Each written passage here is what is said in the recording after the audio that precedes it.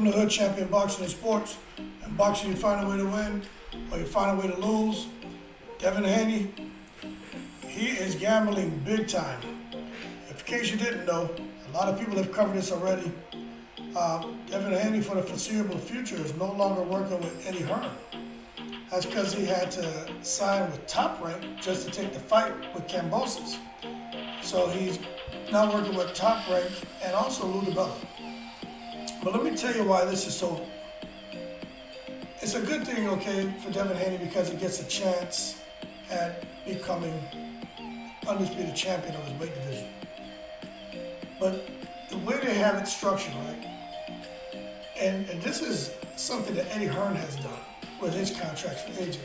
And it's brilliant from the business sense, but it kind of sucks, right? So Devin Haney has to sign with Top Rank and working with Lou DiBella as well. Eddie Hearn's totally out the picture. That's foul, but it is what it is. Because remember, Devin Haney was a free agent. He can do what the hell he wants to do. But so he just said, okay, I'll sign with you guys. Now he has to fight Kambosos over in Australia. Okay? It is what it is. Kambosos has the majority of the belts. So he goes over to Australia. If he beats Kambosos, they have the rematch in Australia. If he loses to Kambosos, well, he's out of there, you know. But if he wins, they have a rematch in Australia. If he wins again, then he gets to fight wherever he chooses, okay? And a third fight, which is crazy, with Kambosos. Now, after that, he has to fight Lomachenko.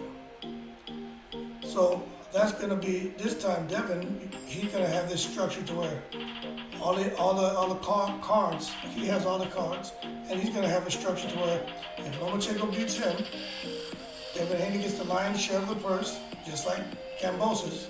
You get the lion's share of the purse the first two fights.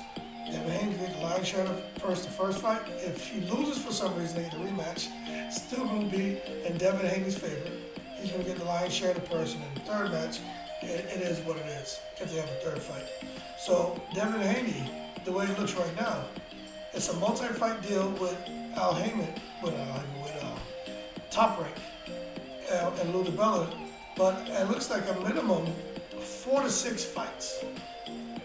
That's what he's up against, 4 to 6 fights. More than likely about 6 fights, 2 different opponents. So Devin Haney, and as far as his relationship with DAZN, it's you can say it's over. You're talking about he's tied up for like the next 2 years, based on how this deal was constructed. Now I don't know if that's a good thing or not, because now I'm not sure how many of you boxing fans are watching this video, but unless you've been sleeping underneath a rock, Devin Haney struggles to get down to 135 pounds. It's near impossible for him. So he's going in there at a disadvantage. You know, it's hard for boxers to cut that weight, and he's doing it. So now they're going to keep him if he wants to keep. Now, I don't know the other particulars of the contract because they haven't shared that with the world, but I don't know if he can just say, you know what, this is too hard for me to keep making this weight and relinquish all the belts and just move up to 140, 147. Because Devin Haney's his ultimate goal is to fight at 154. That's where he's the most comfortable. So could you imagine walking around comfortable at 154, but you melt your body down to 135? That's like Canelo having to get down to 151 pounds to fight Floyd, and now he's fluctuating between 168 and 175. You know, that tells you a lot about the sacrifice these guys make. But with Devin Haney, I think Bob and his team, I don't think they're looking out for his best interests, to be honest with you. I think they really know that Devin Haney is going to be weight drained, and over the next few months, a year or whatever, maybe 2 years, or say about a year, it could just be damn near impossible for him to get his weight down, and he can be a sitting duck for a guy like Lomachenko, who can just come in on angles and move all around. But Lomachenko's not getting any younger, and we don't know what's going to happen with him out there in Ukraine. I'm just speaking in a positive light that, you know, he's going to be okay and be able to come back and fight. But with Lomachenko, if he doesn't lose his legs, you know, over the next year, Lomachenko can keep Devin Haney just spinning and turning, and if he's already kind of, you know, he gets a tendency to get tired later in fights, that he could be a sitting duck for Lomachenko. So what they've done, Top Rank and Lou DiBella is, and there's more, I think Top Rank, and they structured this contract a kind of way to be like, you know what? If he gets away on the first, if the WBC belt escapes us on this first round, although he has a belt and Kambosos has a belt, David Haney has a real belt, okay, but let's say everything escapes from the first couple of fights with Kambosos. Devin Haney is the undisputed champion, okay? They say, all right, we have another opportunity to get at him again. And now they're throwing the more talented, in my opinion, of the three at Devin Haney. And now he's battling against someone who's more talented. He's battling against, after coming off of, 2-3 fights with Kambosos, being overseas, coming back stateside, celebrating his win, potential to gain a little weight or just blow off a little steam, and possibly not be 100%, then go into training and have to try to come back from just celebrating and just being happy about being the undisputed champion and try to melt himself back down to get in the ring with Lomachenko, who is just, like in basketball, they say either setting the screen, cutting, or getting out the way. Lomachenko's a guy who sets screens, cuts through it, and he gets out the way of your punches. And he has to deal with that. So I think it's good that he's chasing legacy. This is what you want to see from fighters, but I think he's just been set up to lose. I think they're just setting him up to have somebody clip him, and I don't even think he can see beyond the fact that he's getting a chance at the undisputed distinction he so highly desires. I think if he really sat back and looked at how they structured that, now he's smart and so is his team, but it's almost like they want him to lose. Like, Bob's not going to let him come in and get out with all those belts. Bob is almost making Devin Haney his new Terrence Crawford, because he lost Crawford. So he brought Haney on. So, Bob, it looks like he likes to have a little diversity in his camp. A lot of people say, like Mayweather. Mayweather will come out there and say, Bob Arum doesn't really treat black fighters well. He says De La Hoya doesn't have any black fighters, which isn't true.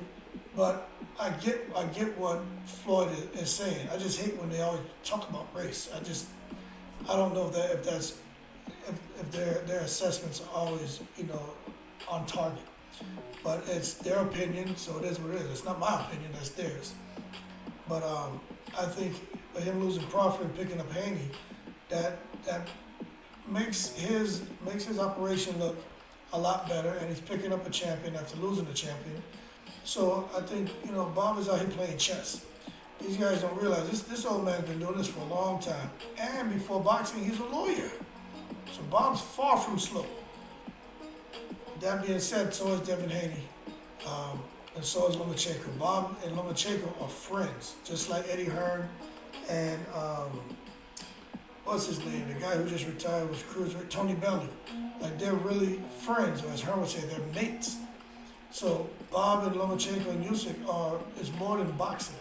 They're really, truly, genuinely friends. So Bob's going to do what's best for his business, but also for his friends. And Devin Haney has to understand, he's strictly a business move for Bob. He's not looking out for his best interest at all. I think Eddie Hearn was. I really do. I think Eddie Hearn was. Eddie Hearn seems to be fair. He talks a lot. He's going to make his money, but he seems to be fair, the most fair out of everybody else. And that's just, and Al Heyman, I put Al Heyman over Eddie Hearn. I say Al Heyman and Eddie Hearn, and then everybody else falls underneath that. And I can care less where they fall. But I think Devin Haney better pay attention. You better look at what happened with Terrence Crawford. Look at what happened with, Oscar De La Hoya. Look at what happened with, Floyd Mayweather. And, he's smart. He's always been a free agent. He has his own promotional company, so I'm sure he's not going to go from the money he was making to making peanuts, although he's had to take it in the shorts to take that fight. But that's smart business on Bob Arum and Kambosos' team's move to make sure he gets paid enough money for the first and second fight to be set for the rest of his life and go off into retirement with $20 to $30 million after 2 fights. Because they're going to make money out there in Australia. They're going to sell out that venue. But that being said, that's my 2 cents. I think Devin Haney is so blinded by trying to chase legacy to get those titles that he's not really seeing what's right in front of him. It's just this kind of snakish move that's being made, and it's so disappointing. But I think Devin Haney has a very good chance of beating Kambosos. I really do. Kambosos is slick and he's tough and he's quick and he has power in his hands and he was Manny Pacquiao's sparring partner for a long time. Terrence Crawford, Sean Porter was Manny Pacquiao's sparring partner for a long time. And you can look at the pedigree of Porter, even with Kambosos against Teofimo. A lot of people can say what they want.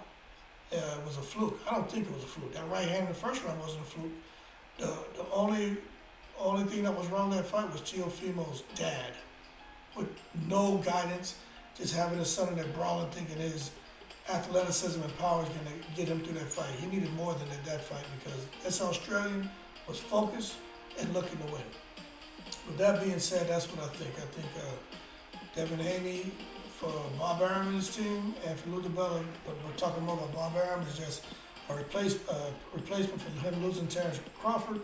I think they have this deal structured to where they're just trap after trap to try to get Devin Haney to take a loss and lose all the belts and then let him out the contract with nothing. That's what I think. I don't think anyone's looking out for his best interests. I think after he gets through this chasing legacy, I hope it works out for him. He needs to go back to what he was doing, that recipe for success with DAZN and Eddie Hearn. That being said, leave your 2 cents. Let me know what you think. I'm curious to hear it. And as always, y'all keep safe. Shout out to all the veterans, and I'm in the breeze.